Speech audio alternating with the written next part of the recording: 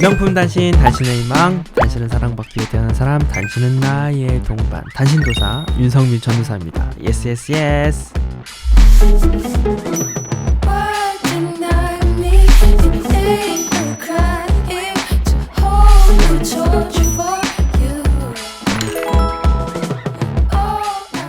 오늘의 광야 17번째, 오늘은 마태복음 7장 15절에서 29절 말씀인데요. 오늘도 캡틴 초이와 함께 말씀을 읽어보겠습니다. 캡틴 초이. 거짓 선지자들을 삼가라. 양의 옷을 입고 너희에게 나오나 속에는 노략질하는 이일이라. 그들의 열매로 그들을 알지니 가시나무에서 포도를 또는 엉겅퀴에서 무화과를 따겠느냐. 이와 같이 좋은 나무마다 아름다운 열매를 맺고 못된 나무가 나쁜 열매를 맺나니 좋은 나무가 나쁜 열매를 맺을 수 없고 못된 나무가 아름다운 열매를 맺을 수 없느니라. 아름다운 열매를 맺지 않은 나무마다 찍혀 불에 던져지느니라. 이러므로 그들이 열매로 그들을 알리라.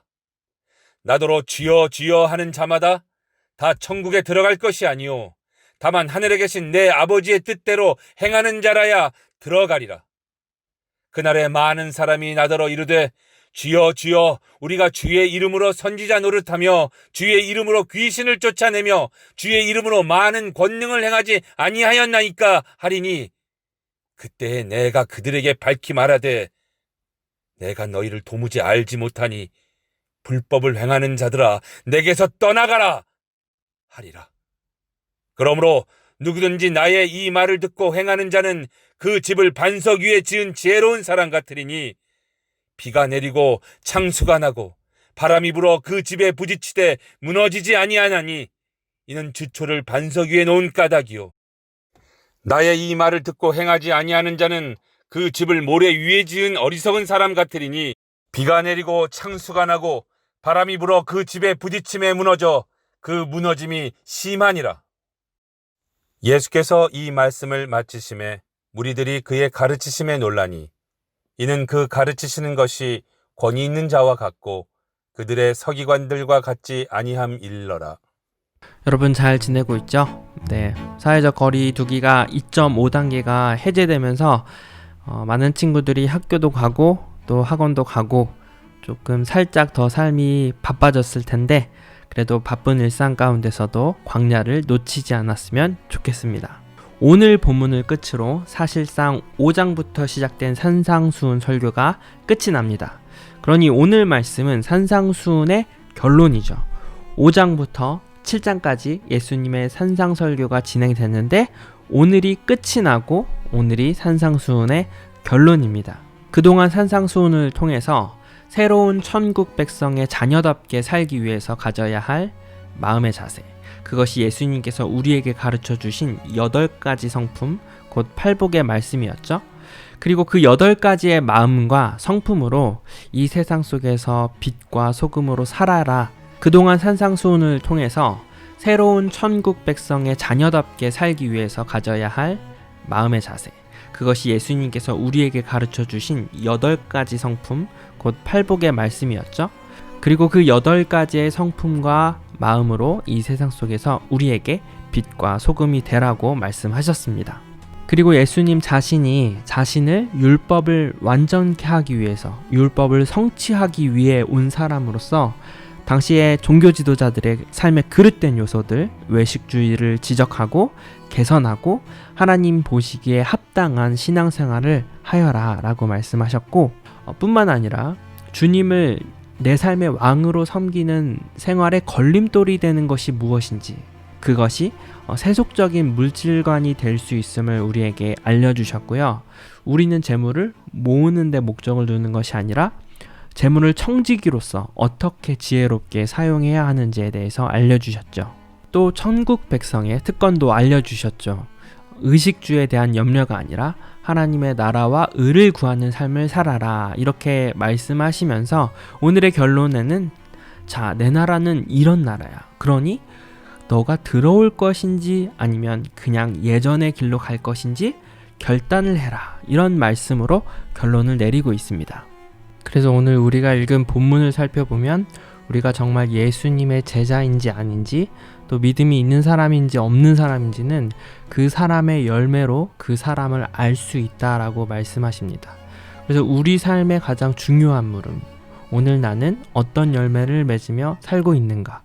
열매를 맺으려면 우리의 믿음이 그저 입으로 저는 예수님 믿어요, 저는 예수님의 자녀예요, 저는 교회 다니고요, 나쁜 짓 안 하고요, 선을 넘지 않고요, 착하게 살고 있어요, 이렇게 시인하는 것이 믿음이 아니라 21절에 이렇게 말씀하셨잖아요. 나더러 주여 주여 하는 자마다 천국에 다 들어갈 것이 아니라 다만 하늘에 계신 아버지의 뜻대로 행하는 자라야 들어갈 수 있다라고 말씀하시죠. 곧 입으로는 주님을 부르고 따른다고 하지만 행동으로는 순종하지 않는 사람은 하나님의 나라에 갈 수 없다라고 말씀하세요. 곧 행함이 있는 믿음의 자세를 가지도록 우리에게 부탁하고 계십니다. 다시 정리하면 우리는 어떻게 해야 열매 맺는 사람인가? 그 사람을 그 사람의 열매로 안다는데, 열매를 맺으려면 어떻게 해야 하나? 실천이 너무나 중요합니다.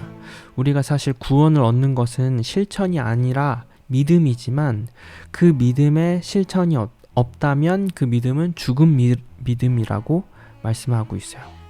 이게 상당히 진짜 깊은 이야기인데, 우리는 행위로 구원받지 않고 오직 그리스도를 믿는 믿음으로만 구원을 받는데, 그 믿음이 실천이 없는 믿음이다, 그 믿음이 행함이 없는 믿음이다, 그런 믿음은 죽은 믿음이다 라고 주님이 명확하게 선을 긋고 계시는 것이죠.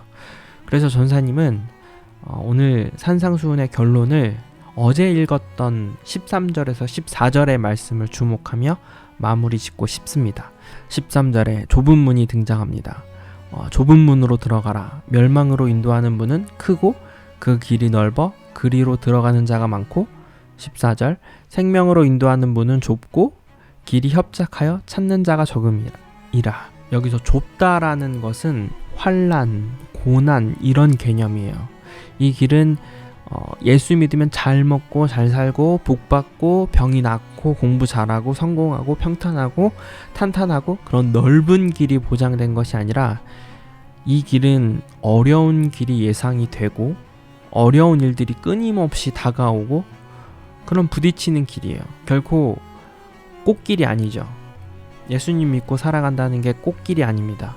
어느 순간에 우리에게 결단을 요구하고 내 삶의 어느 부분 포기해야 하고 힘든 길이에요. 이것이 좁다라는 의미예요. 이것을 로마서 8장 35절에 보면 누가 우리를 그리스도의 사랑에서 끊으리요, 환난이나 공고나 박해나 기근이나 적인이나 위험이나 칼이랴. 여기에 정말 무지막지한 표현들이 많이 나와요. 환난, 공고, 박해, 기근, 적인, 위험, 칼.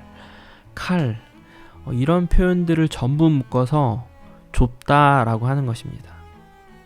좁은 문으로 들어가는 것은 이런 길이에요. 결국 좁은 문으로 들어가라는 것은 예수를 따르는 제자로서의 삶을 요구하는 것이죠. 그 길은 그리스도를 쫓아가는 삶은 결코 순탄하지 않고 매 순간 고난을 이겨내야 하는 삶이라는 것을, 힘든 일이 예상되는 길이라는 것을 우리에게 말씀하고 계십니다. 그러나 그 길은 생명의 길이라고 말씀하고 계세요. 마지막으로 7장 26절을 보면 나의 이 말을 듣고 행하지 아니하는 자는 그 집을 모래 위에 지은 어리석은 사람 같으리니, 여러분 아시는 것처럼 모래 위에 집을 지으면 모래는 바람이 불기 때문에 집이 무너지죠. 여기에 집을 짓는 사람은 없습니다.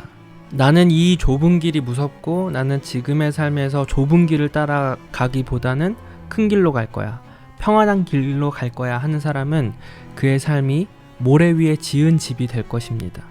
비가 내리고 창수가 나고 바람이 불어서 그 집이 무너질 것이다 라고 말씀하고 계십니다. 그러나 그리스도라는 반석 위에 집을 지은 자들은 그것이 지혜로운 삶이고, 이 말을 듣고 행하는 자는 구원을 받는 것이 결론입니다. 여러분이 좁은 길을 걸어가는 것은 협착한 길이지만 주님은 결국 그것이 헛된 삶이 아니라 지혜로운 건축가가 집을 반석 위에 짓는 것처럼 생명을 얻는 구원을 얻는 길이라는 것을 교훈하고 있는 것이죠. 우리 청소년부 모두가 좁은 길을 걸어가겠노라고 결단하는 우리 친구들 되기를 소망하고요. 오늘은 여기까지. 우리는 내일 광야에서 다시 만나도록 하겠습니다. 친구들 안녕.